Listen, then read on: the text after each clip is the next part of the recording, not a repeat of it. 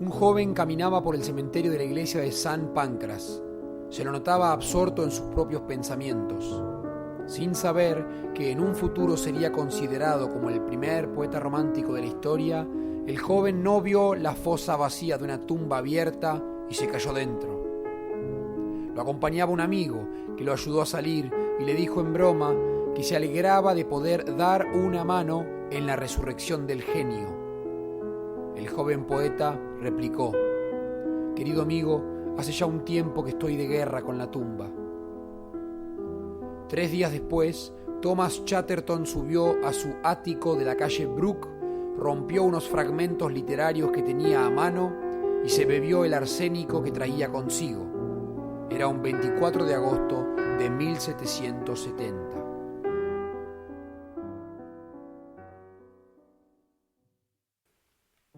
Nos habíamos quedado en el siglo XVII, los 1600 de Luis XIV en Francia.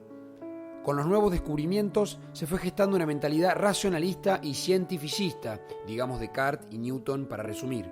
Y el 1700 fue el auge de esa forma de ver el mundo, lo que se dio en llamar iluminismo, o siglo de las luces, o ilustración. Poco tenemos para decir en este podcast sobre el amor romántico en ese siglo, en el que casi ni se escribieron sonetos amorosos. A mitad del 1700 aparece por primera vez la palabra romántico, en francés, ruso y alemán, y a fines de siglo los escritores Schlegel la usaron con cierta acepción moderna. Las enciclopedias nos dicen que el romanticismo nace en Alemania y luego en Inglaterra a fines del siglo XVIII. Pero, ¿qué motivó en un principio a los románticos? Para dar fin a este breve recorrido literario del amor romántico, con Daniel Schechtel y música de Miguel Riccione, les damos una vez más la bienvenida a otro podcast de Gambito de Papel. ¿Qué motivó a los románticos? Como suele pasar en la historia, ir en contra del siglo anterior, que supeditaba todo a la razón. Por eso los románticos exaltaron todo lo irracional, la alucinación, la fantasía, la visión mística, la imaginación, el sueño y las emociones y los sentimientos, claro. Todo eso era la fuente de sentido y de creación, y por eso se fijaron en lo que venía antes de los siglos racionales, y fueron hasta los misteriosos y mágicos siglos medievales. Por eso hay un revival de la balada, del romance, de lo gótico, de la magia, del folclore y de la naturaleza. Idealizan el mundo preindustrial porque están en contra de la urbanización y en contra de la mercantilización y de la tradición, de la copia y de la imitación. Los románticos se concentran en el individuo, en la experiencia subjetiva y en la originalidad. Admiran lo siniestro, lo exótico, lo lejano, lo extravagante. Son románticos porque rescatan la idea del romance, o sea, de la aventura apasionada que viola las reglas burguesas. Son románticos porque recuperan la importancia del habla popular, del habla vernácula. Por eso se ponen en boga los cuentos, las coplas, los refranes, y las lenguas populares reaccionan en contra de la opresión imperial de Napoleón. Son románticos porque recuperan a las emociones y al melodrama como tema y figura importante en la creación, tanto narrativa como lírica. Pero ¿qué podía pasar con un poeta que idealizaba la naturaleza y sus propias visiones a través de la imaginación y del sueño, que se alimentaba del horror, del estupor y de todas las emociones fuertes y que se enamoraba apasionadamente y sin medida? Primero, se aislaba del resto porque no entendía de códigos éticos ni de reglas de conducta, ni de imitaciones ni de tradiciones. Segundo, se sumía en la melancolía y la depresión. Y tercero, acababa muerto o de miseria o de desesperación. En definitiva, el romanticismo privilegió la tragedia. Por eso Thomas Chatterton, poeta genial que escribió textos que hizo pasar por medievales cuando aún no había cumplido ni 13 años, fue el gran ícono de los románticos. Su vida es harto interesante y se puede leer por ahí, pero ahora vayamos a Alemania. Porque Chatterton no fue el único suicida romántico famoso. Hubo otro que causó todavía más revuelo. Se trata del joven Werther, el protagonista de una de las novelas juveniles del poeta y escritor alemán Johann Wolfgang von Goethe. Y acá sí que entramos en el amor. La novela es epistolar, o sea que solo tenemos acceso a cartas, mayormente las que Werther le envía a su amigo Wilhelm, o sea, a Guillermo. La trama podría resumirse más o menos así. Corre la década de los años 1770. Werther es un joven que se muda al pueblo ficticio de Walheim, cerca de Weimar, ciudad que sí existe. Desde ahí le manda cartas insoportablemente entusiasmadas a su amigo Wilhelm. Se nota desde el comienzo que el protagonista lleva el alma a flor de piel. En el pueblo de Walheim, Werther conoce a Lotte, una mujer que está comprometida con un tal Albert. Werther cae enamoradísimo de ella y se hace amigo de la pareja. A través de los días, concurre a un salón donde ve a Lotte y se desangra de amor por dentro. También tiene charlas con Albert sobre la melancolía y sobre el suicidio. En cierto momento, Albert y Lotte se casan sin avisarle ni invitarlo. Él se siente cada vez peor en ese ambiente aristocrático y en su trabajo de oficina con un jefe soberbio, así que se va de la ciudad.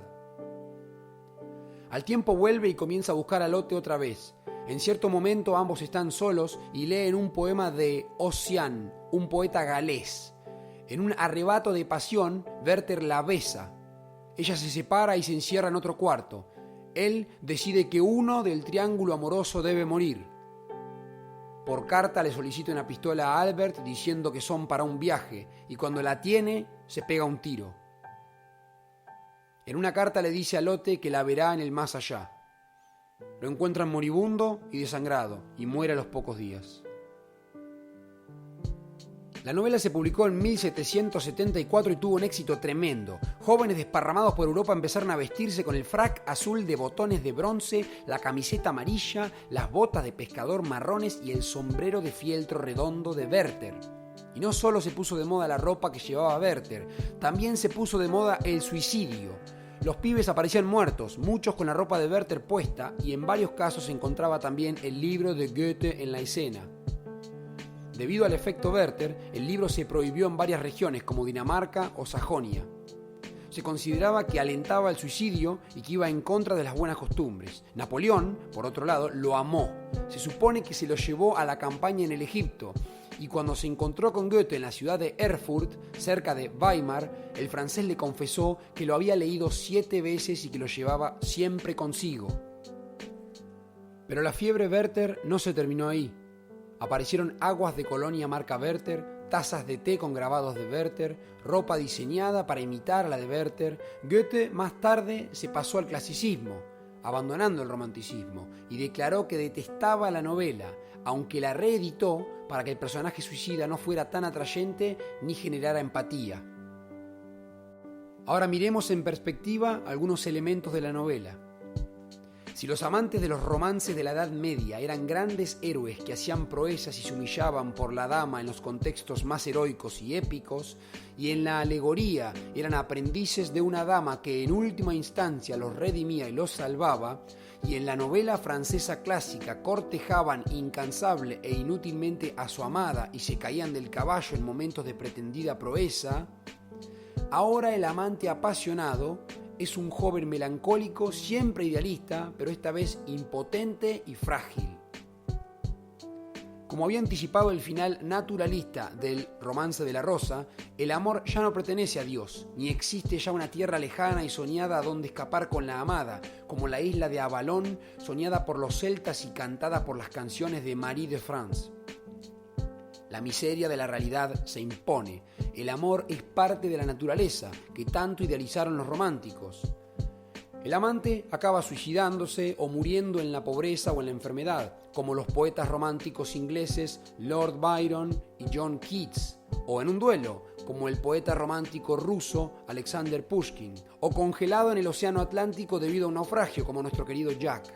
Y además todo esto explica en parte la devoción que el siglo XIX, los 1800, mostró por William Shakespeare, en especial por sus tragedias. Y ahora sí, por último, ¿se dieron cuenta del detalle del poema que leyeron Lotte y Werther antes de que él la besara? La situación nos recuerda a Paolo y Francesca de la Divina Comedia. Recordemos que en el poema de Dante Alighieri ambos habían leído a Lancelote, el caballero medieval, y se habían dejado llevar por la pasión del libro. En este caso, Lotte y Werther leen a Ossian, un poeta presuntamente medieval, pero que ahora se cree que en realidad fue inventado por otro poeta galés de los 1700. Como sea, muchos textos de Ossian son romances medievales y el texto que leen Lotte y Werther, y que Goethe traduce e incluye en el libro, es un canto melancólico y doloroso de varios personajes que perdieron a seres queridos y le imploran ruegos a la naturaleza.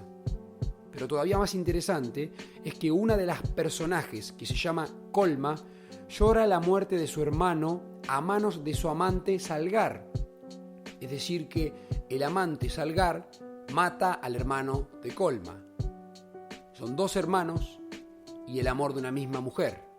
La misma situación que la de Paolo, su hermano Giovanni y Francesca de la Divina Comedia. El romanticismo exaltó las emociones, el individuo, la originalidad y dio forma a cierta mentalidad que sigue siendo muy influyente al día de hoy y que se ve claramente en las películas y las novelas románticas, en la devoción por músicos y músicas y actores y actrices y en el individualismo al que nos invitan la publicidad y el marketing. El fino amor, o el amor cortés, el amor romántico, aún nos persiguen en el siglo XXI. No es difícil percibirlo. A veces es necesario observar ciertos grupos sociales y sus códigos de comportamiento, vestimenta y cortesía, aún existentes aunque ahora sean otros. A veces aparece en forma de telenovela, de libro, de película o de canción. Y a veces nos llega por mensaje de WhatsApp un viernes a las 3 de la mañana.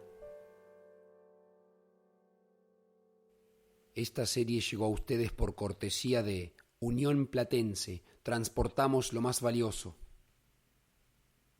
La música del comienzo es la sonata de Claro de Luna o Moonlight Sonata del artista Play and Pause Love del álbum Candlelight, originalmente compuesta por Beethoven.